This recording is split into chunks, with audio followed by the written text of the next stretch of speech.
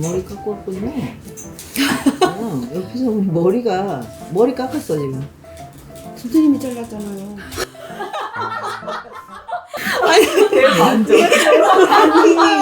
와, 이거 저기 앞머리는 내가 자르고 옆머리는 앞머리 다요? 뒤는 선생님이 자르셨잖아요. 머리 잘 잘랐네 싶어서 이거 좀 자세히 보면 여기 엉망진창 공부합시다. 강의해 주세요. 네.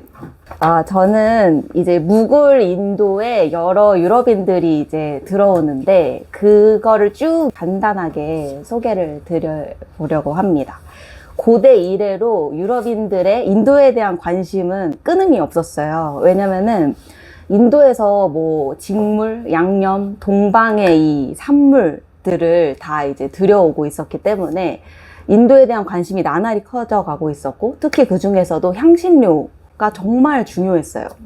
많은 사람들이 이 향신료가 유럽에서 굉장히 비쌌기 때문에 사치품이라고 알려져 있기도 한데, 유럽에서는 사실 사치품이라기보다는 필수품에 가까웠습니다. 왜냐면은 당시는 음식을 저장할 수 있는 기술이 없었잖아요. 냉장고도 없었고. 그러다 보니까 이 향신료가 음식을 상하지 않게 하는데 굉장히 중요한 기능을 하고 있었거든요. 그리고 이게 단순히 경제적인 이점만 있었던 게 아니고, 음식을 상하지 않게 하는 이 향신료는 더 나아가서는 이 전염병을 예방하고 막는 그런 안전에도 굉장히 큰 기여를 하고 있었기 때문에 유럽에서는 정말 중요한 그런 상품이었어요.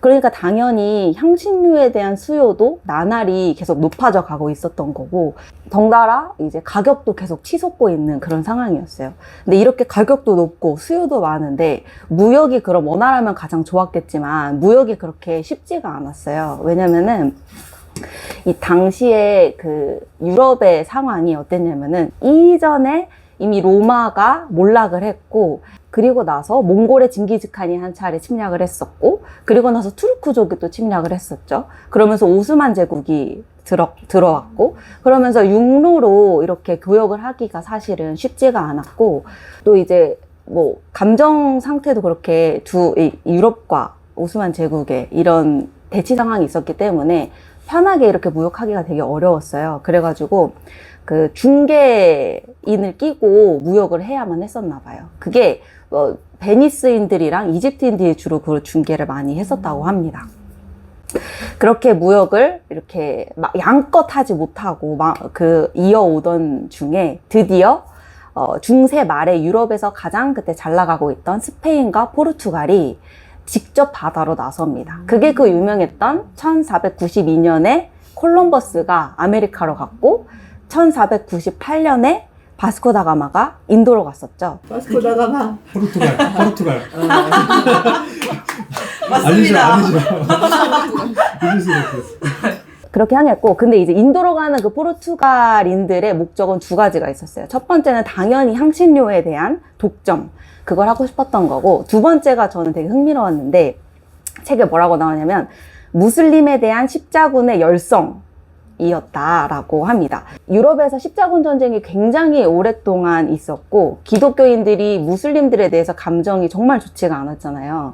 그런 상황이었는데, 옛날에 예수님 제자 성 토마스가 인도에 와서 그때 기독교를 인도에 전파를 했고, 그때부터 기독교인이 인도에 있다라는 거를 다 알고 있었죠. 포르투갈인들도 알고 있었고. 근데 지금 무슬림들과의 사이가 굉장히 유럽에서 안 좋잖아요. 그리고 심지어 인도를 지금 지배하고 있는 게 무굴이니까, 분명히 이 무슬림들이 기독교인들을 박해당하고 있을 거다.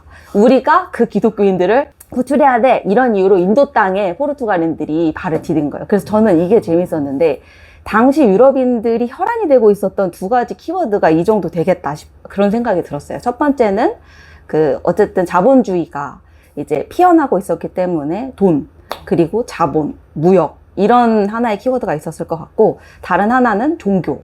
왜냐면 유럽에서는 이제 뭐 십자군 전쟁도 마찬가지였고, 그 안에서 개신교들도 굉장히 너무나 오랫동안 많은 전쟁을 하고 피를 이미 많이 흘리고 있었던 상태이기 때문에 유럽인들이 이 두 가지 이유로 항로에 나서게 된 거죠. 포르투갈인들이. 막상 도착을 한 거예요. 포르투갈인들이 인도에 도착을 했는데 보니까 이집트랑 유럽 이 무역을 장악하고 있던 게 그 아랍 상인들이었어요. 그러니까 당연히 포르투갈인들은 이 아랍 상인들이 가지고 있었던 무역권 이거를 이제 자기들이 다 차지하고 싶었겠죠. 그리고 또 하나 이 포르투갈인들이 욕심냈던 게 뭐냐면 그 인도양에서 행해지는 모든 해상 무역에 대한 통행세를 그 징수를 하고 싶어 했었어요. 그 두 가지를 이제 욕심을 냈고 그걸 이제 감행을 합니다. 이렇게 할 수 있었던 거는 포르투갈이 당시로 우세한 선박과 무기를 가지고 있었기 때문에 그게 또 가능했었던 거죠. 그래가지고 1510년에 여기쯤이에요. 그 고아가 한 이쯤에 있거든요. 이 지역을 포르투갈인들이 이렇게 취합니다. 이 지역을 탈취해가지고, 그리고 이 외에도 포르투갈이 그때 너무 승승장구하고 있어가지고 홍해, 페르시아만, 동인도 제도, 중국 마카오 등등의 요충지를 세우면서 어마어마하게 이제 무역판을 벌린 거죠. 그러면서 1세기 동안 엄청 성공을 하는데 이 유럽 쪽의 정세가 좀 바뀌면서 이 성공도 확 몰락을 하게 돼요. 그게 뭐냐면 그 포르투갈이 스페인에게 정복을 당하거든요. 그래서 패권이 이제 넘어갑니다. 포르투갈이 이제 딱 가지고 있던 패권이 이제 슬슬 이제 다른 쪽으로 넘어가게 된 거죠. 그럼 여기서 이제 정리를 해볼 수 있는 건 포르투갈인들이 이때까지 인도에 어떤 영향을 남겼느냐 이런 부분인데, 그 포르투갈인들은 대규모로 막 인도 정복에 신경을 쓰지는 않았었어요. 그걸 막 시도하지도 않았었고, 근데 그렇지 않았음에도 많이 부딪혔었어요. 왜냐면은 이거는 그 포르투갈인들의 어떤 특성이 하나가 있었는데, 그게 뭐냐면 포르투갈인들은 이교도를 용인을 할래야 할 수가 없었어요. 이걸 그 생각을 해보면 유럽에서 이미 종교 전쟁으로 너무 많은 그 피를 흘리고 있는 상황이었고, 그런 기억을 가지고 인도 땅에 왔으니 타 종교들에 대해서 이제 관용적이기가 당시로는 좀 어려웠을 수도 있었겠다 이런 생각도 들었고. 근데 저거는 좀 이상하지 않나?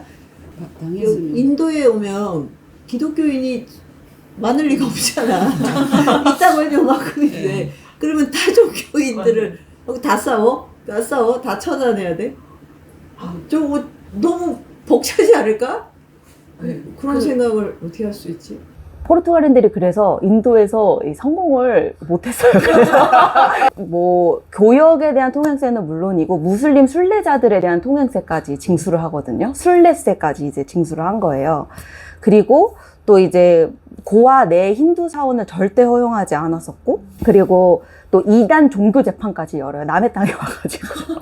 근데 이걸 보니까 자기 나라에서, 스페인과 포르투갈에서도 이 당시 그곳에 살고 있었던 뭐 유대인들과 무슬림들에 대해서도 종교 재판을 그렇게 열었었고, 뭐 개종을 강요했었고, 많은 또 사람들이 죽었다고 하더라고요. 그래서 그걸 똑같이 인도 땅에서도 종교 재판을 열었던 거죠. 엄청 강렬한 어떤 종교적인 어떤 열망이 있었던 것 같아요. 그래서 그걸 가지고 와가지고 막 남의 땅에 와가지고 그런 강렬함을 뭐라고 해? 미쳤다고 하잖아. 크레이지. 그러니까 진짜 종교가 저렇게 정치적으로만 하면 진짜 그렇게 되나 봐. 아니 근데 막 자기의 저렇게 큰 땅에 저렇게 많은 사람들한테 가능하다고 생각하는 게 참. 그래서 인도인들의 눈에 너무 수준 미달이었던 거예요. 포르투갈인들이 정말로 그냥. 그래서 인도인들의 마음을 움직이지를 못했어요. 포르투갈인들 되게. 그래서 막 너무 경멸을 하고, 그러니까 배울 게 없는 거예요. 존경을 할 수도 없고, 서양인들이라고 다 그랬을 것 같지만 사실은 그렇지 않아서 포르투갈인들 때는 정말 경멸을 많이 했다고 합니다. 그래서 이 인도에 대한 서구의 첫 문화 공략, 포르투갈의 공략은 실패로 끝이 나요. 근데 이제 1580년에 포르투갈이 스페인한테 점령을 당했다고 말씀을 드렸잖아요. 그래서 포르투갈 소유는 스페인에게 이렇게 자연스럽게 많은 부분들이 넘어갔었죠. 이제 패권이 스페인한테 넘어가나 했는데 그새 네덜란드가 치고 나옵니다. 네덜란드가 그 영국과 스페인에 대한 반란에 그때 성공을 해요. 네덜란드가 스페인에 대해서 독립전쟁을 계속 80년이나 했거든요. 독립을 계속 원했던 상황이었는데 이게 그 중에 있었어요. 그래서 그 중간에 반란에 성공을 해가지고 네덜란드가 그때 바다로 진출을 합니다. 동인도 제도로, 향신료의 고향 동인도 제도로 진출을 해요. 그래서 거기서 포르투갈인들이랑 당연히 대치를 했을 거고, 네덜란드인이 거기서 이제 장악을 어느 정도 하게 돼요. 자리를 잡게 됩니다. 근데 네덜란드인들은 좀 스마트했어요. 포르투갈인들이랑은 조금 달랐어요. 일단은 되게 스마트했던 게 그 모구까지 이어지는 통상 거류망을 설치를 합니다.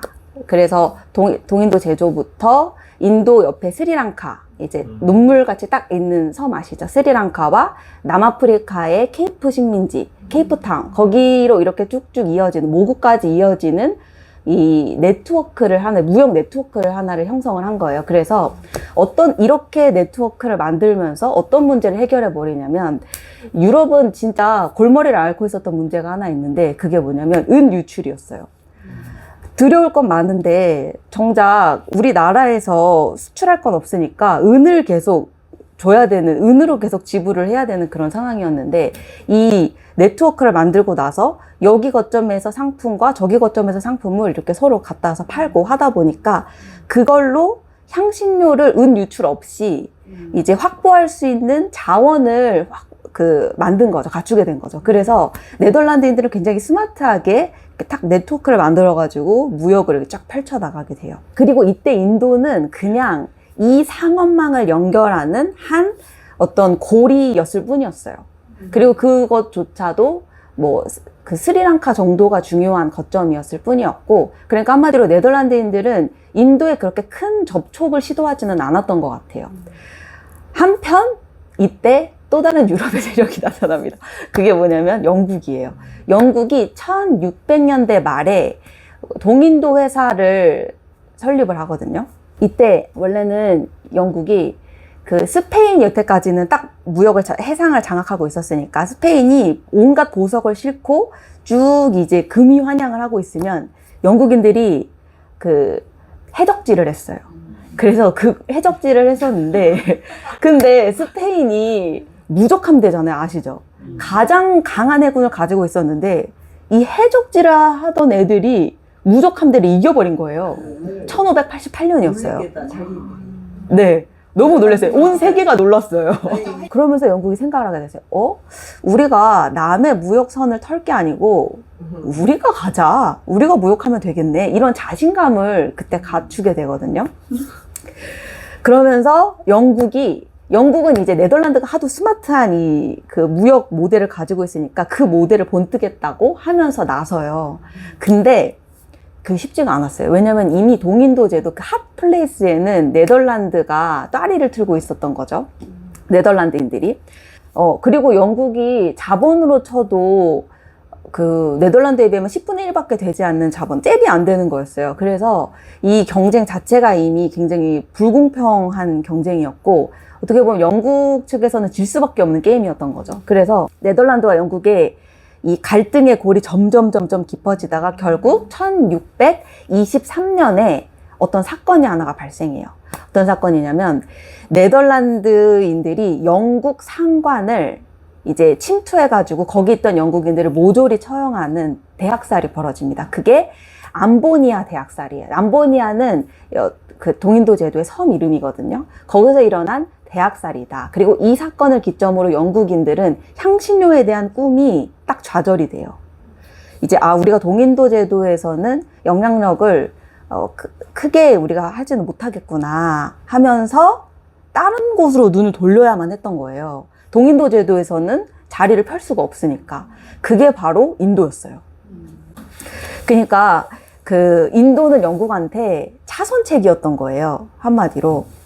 근데 인도는 근데 사실 저는 이게 이해가 잘 안 됐었는데, 인도는 굉장히 큰 나라고 상품도 너무 많았을 거고 한데 왜 차선책밖에 안 됐을까? 이런 궁금증이 들더라고요. 재밌는 이유들이 여러 개가 있는데, 인도는 이 남부 지역을 제외하고는 향신료가 산출이 안 돼요. 일단 이 향신료, 그거가 하나가 있었고요. 근데 향신료가 굉장히 너무너무 좋은 상품인 거예요. 왜냐하면 일단 부피가 적고, 그리고 유럽에서 값어치가 크니까 수익률이 굉장히 높은 상품이었어요. 근데 그래서 뭐 네덜란드 첫 상선은 그 수익을 2,500%로 올릴 정도로 정말 어마어마한 그런 그 부를 가져다 주는 상품이었던 거죠.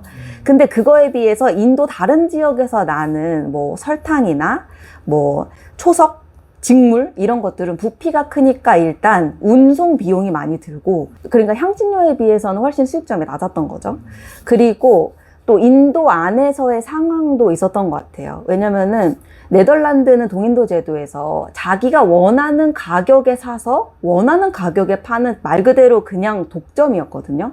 근데 인도 안에서는 이미 무굴 제국이 그때 강성할 때였어가지고 혼자서 막 그렇게 뭐 독점을 탁 할 수 있는 상황도 아니었거니와 그 안에 영국만 있는 것도 아니잖아요. 그러니까 다른 나라들과 그리고 그 지역 상인들과도 경쟁을 하면서 상품을 구입해야 되는 그런 상황이 있었던 거죠, 영국이. 게다가 대개 중앙정부랑 거래를 또 해야 됐는데 그마저도 비싼 대가를 치러야 했고 비위까지 맞춰가면서 무굴이 힘이 셀 때니까 그러면서 거래를 해야 됐기 때문에 차선책이었다. 인도가 그 당시로서는 그런 조건이 있었어요.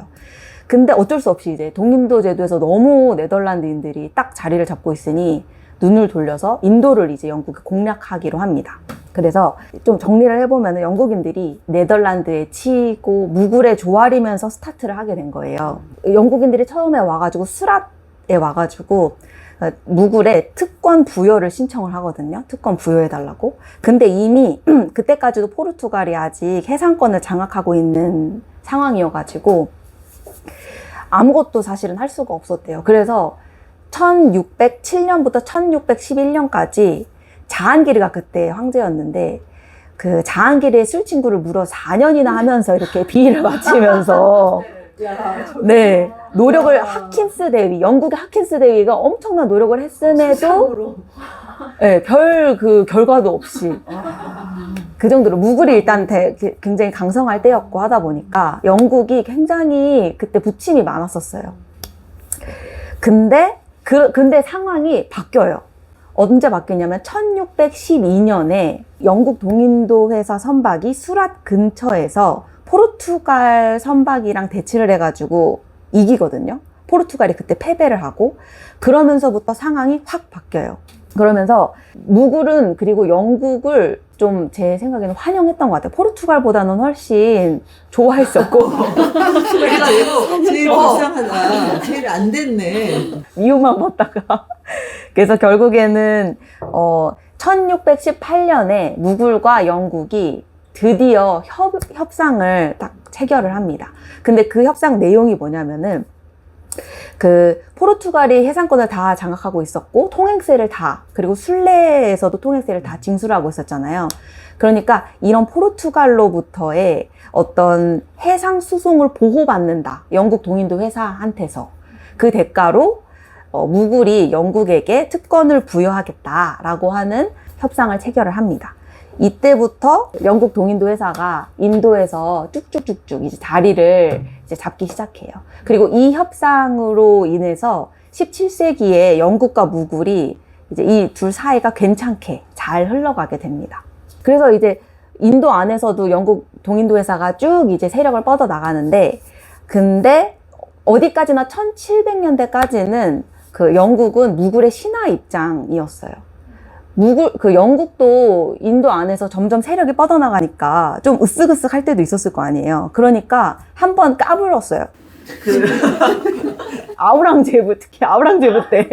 아우랑제브 치세에서 한번 까붑니다. 그게 영국 동인도 그 회사 사장 이름이 조시아 차일드라고 하는 사람이었어요. 이 사람이 영국의 지배를 딱 인도에 확립을 하고 싶어가지고 치타공을 딱 정벌에 나서거든요.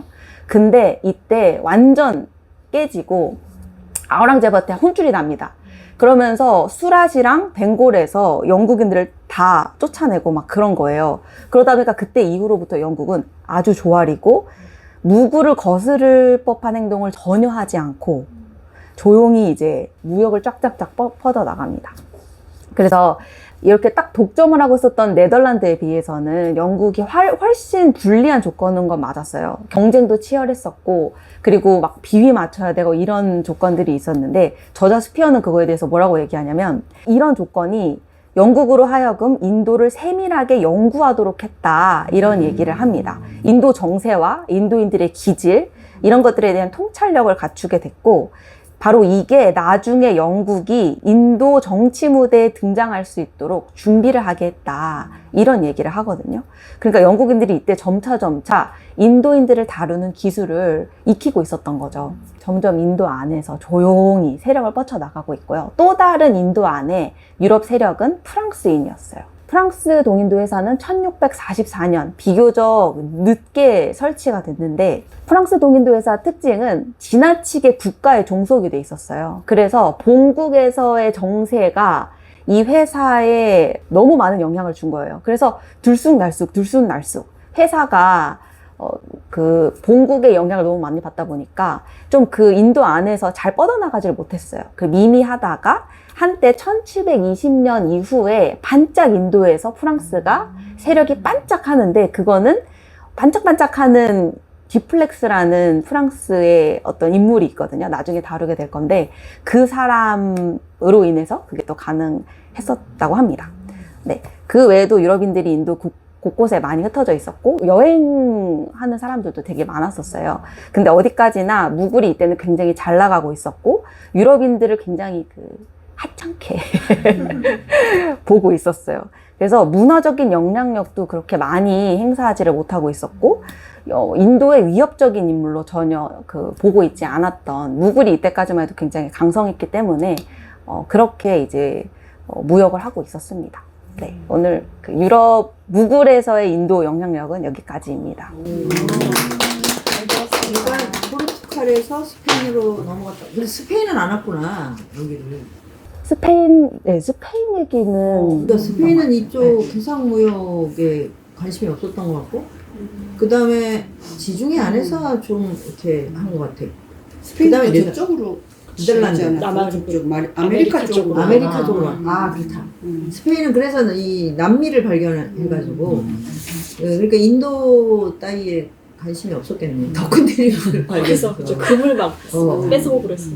그랬는데 그 다음이 네덜란드. 네덜란드는 정말 작은 나라 아니야? 조그만 나라인데요? 작은 나라인데 의외로 그런 막 격변기에 뭔가 굉장한 거기서 이득을 취하긴 하더라고요. 진짜 그게 스마트한가 보다. 그 사람들이 개신교 쪽이잖아요. 네덜란드가. 그러면서 뭔가 이렇게 스페인은 구교하고 이 신교가 대립하는 그 사이에 뭔가 독립을 쟁취하려고 하면서 뭔가 치고 나와서, 하여튼 그렇게 이 서양 역사도 보면은 네덜란드 가지고 깨방케 이득을 취하는 그런 게 있죠. 꾀돌이구나. 그런데 영국. 일단 덩어리가 작고. 그게 다 이제 그 나중에 저기 남아공에서 왜 보호 전쟁이 네덜란드하고 영국이잖아. 그거를 알게 됐네. 이 네덜란드가 먼저 와서 패권을 치고 영국을 굉장히 이렇게 괴롭혔던 이런 또 역사가 앞에 있구나. 오. 이런 다음에 이제 유럽이 중국으로 가는 거죠. 영국이나 뭐 프랑스나 이런 나라가 중국을 먹으러. 네, 근데 중국을 가서도 이렇게 크게 그렇게 환영을 받거나 뭐 어떻게 하거나 하지를 못한 것 같아요. 좀 많이 불쌍했어요. 그때 비슷한 것 같아요. 인도에 와서 이렇게. 그러니까 무굴 제국이랑 중국 청나라가 그 당시 유럽의 이런 저기 왕조보다 훨씬 수준이 높아가지고 약간 좀 카리스마도 컸고. 그리고 지금 봐, 급한 쪽이 어디야? 향신료가 급한 쪽이 어디냐고. 유럽이죠. 저쪽 인도는 유럽에 특히 뭘 가져올 게 그다지 없잖아. 중국도 그랬어요. 그러니까 맞아요. 중국 비단. 여기서는 모직물을 팔려고 하는데 여기 비단이 있어. 그러니까 뭐 아쉬운 게 별로 없어가지고. 그래서 우리 필요 없다고 다 가져가라고 해서 그런 모욕을 당했지. 다시 가지고. 최고의 특산물을 다 갖고 와서 선물했는데 다 필요 없다고 가지고 너무 굴욕적이지. 나중에 아편에 다니. 그래서 아편 전쟁. 아편을 팔아.